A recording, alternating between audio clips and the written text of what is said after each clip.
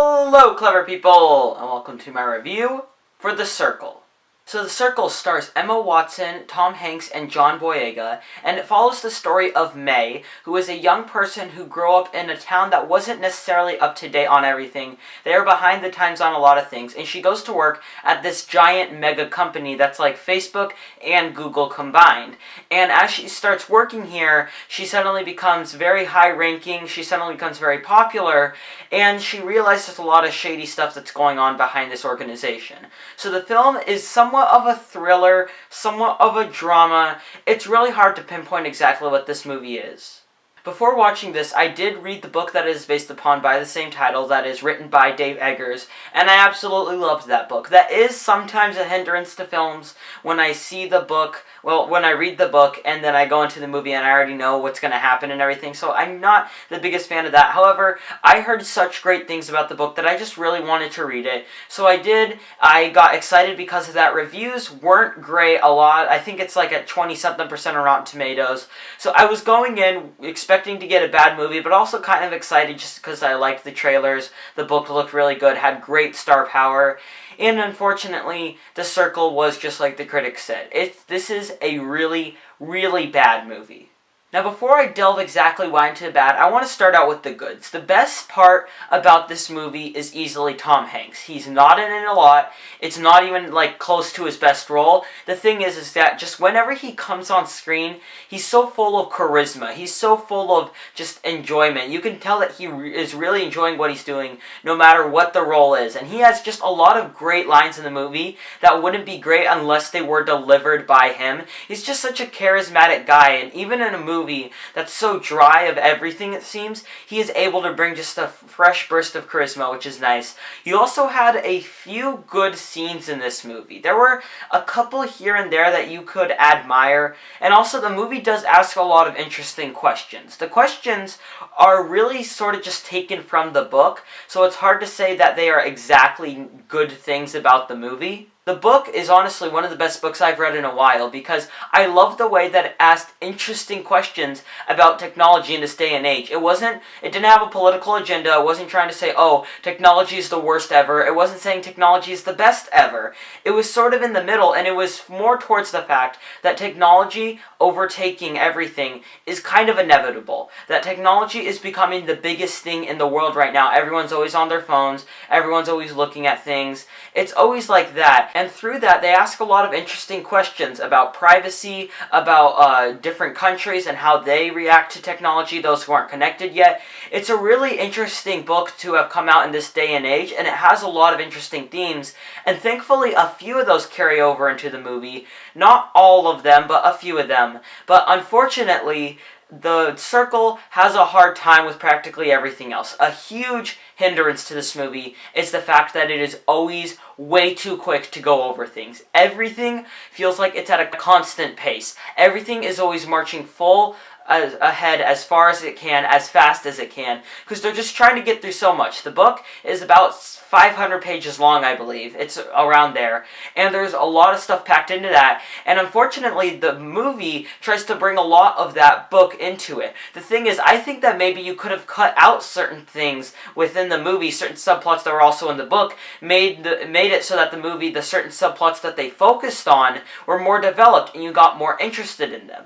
If they were going to have so many different things, this movie definitely should have been longer, but it's about an hour and 50 minutes. I'm not sure if they did that so it was palatable for the audience, or because the director just wanted a really choppy editing pace. I don't know why he would. But even if this film was a lot longer, I'm not quite sure how much better it would have been, just because it was constantly trying to do different stuff. If they had scenes, there are certain scenes in this movie that go on for like 3 minutes, and sometimes they're uncut, and sometimes they have really weird cuts or whatever, but there's a certain scene, like the bathroom scene. The editing in that scene, very awful, and it kind of took me out. However, you did get an interesting conversation between the two characters in the scene, because for one, the dialogue wasn't absolutely awful. It wasn't half-baked conversations, or it wasn't just there to progress the plot. They had a real, genuine human conversation, and you got to know a bit about the characters. There are a lot of flaws in that scene, but it was still an admirable scene because it took its time to develop. It didn't go right away as fast as it could into the main concept of the scene.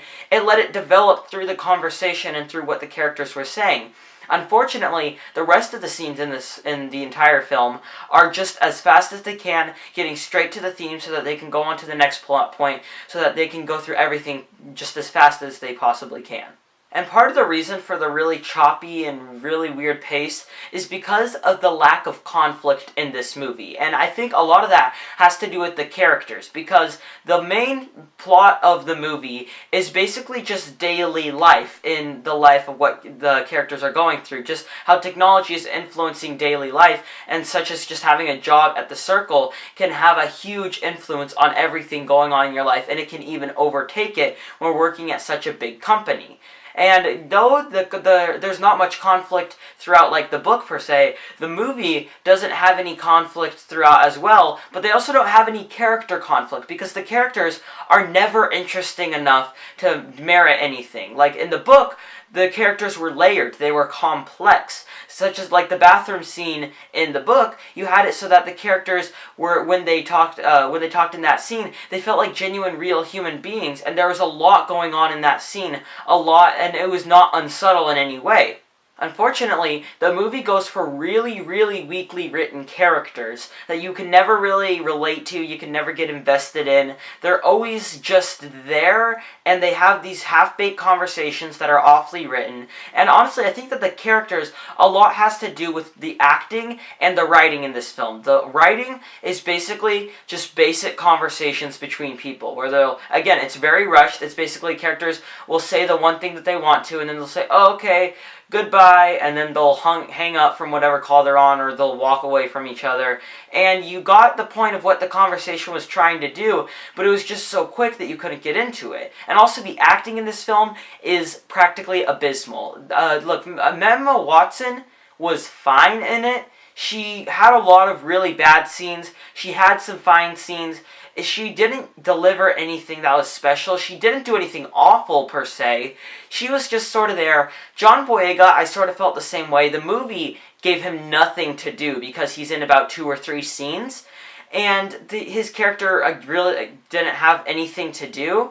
So he was there, and he was fine where he was. He just wasn't given much to do, so it's hard to base his performance off that. You had Tom Hanks, who I mentioned was good, but by far the worst actor in this movie is the actor who played Mercer. I don't know who he was. I don't know his name at all, but he was absolutely awful. There's a certain scene, you probably saw it in the trailers, where he's talking to May, asking, does this all seem okay to you?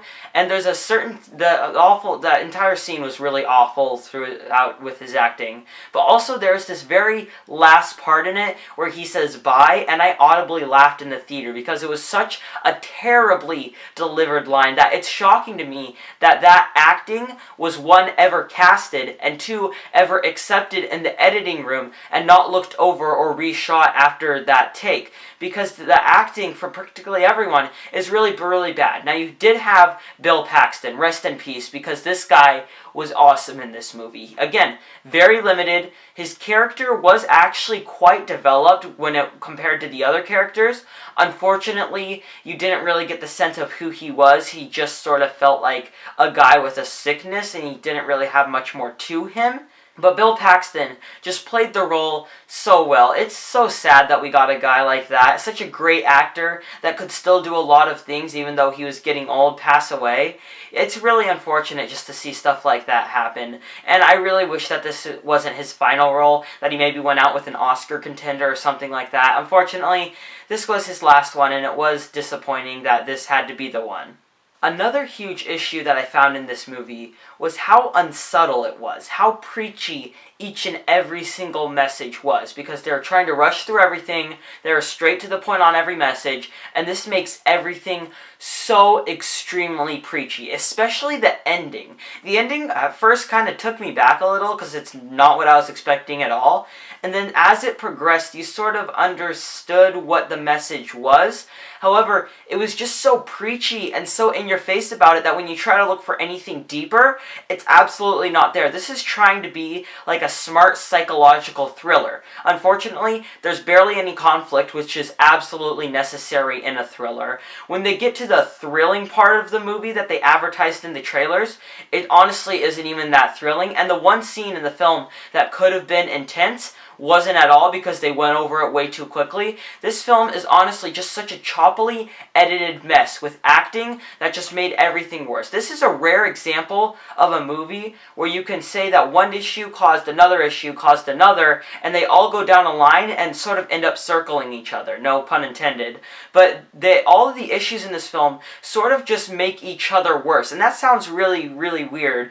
But basically, just like I was saying, the acting made the characters worse. And the writing also made the characters worse, and the characters made it feel that there was no conflict in the movie, which also came from the editing. It's a long line of things that all connect, and that really hurt the movie, because if this movie had improved on certain things, if they had cast better actors, if they had a better script with conversations that felt genuine and real, with actors that felt genuine and real, you could have such an interesting political commentary here, because the book itself has so many interesting themes, and while the movie does go into a few of them, there was so much more to explore, and they could have introduced them in a way that wasn't preachy, wasn't forced, wasn't just crammed down your throat. Honestly, The Circle could have been this year's best film. It could have been absolutely incredible. Maybe not this year's best, but it definitely could have been one of the best, because you had such a strong story, such interesting ideas, and unfortunately,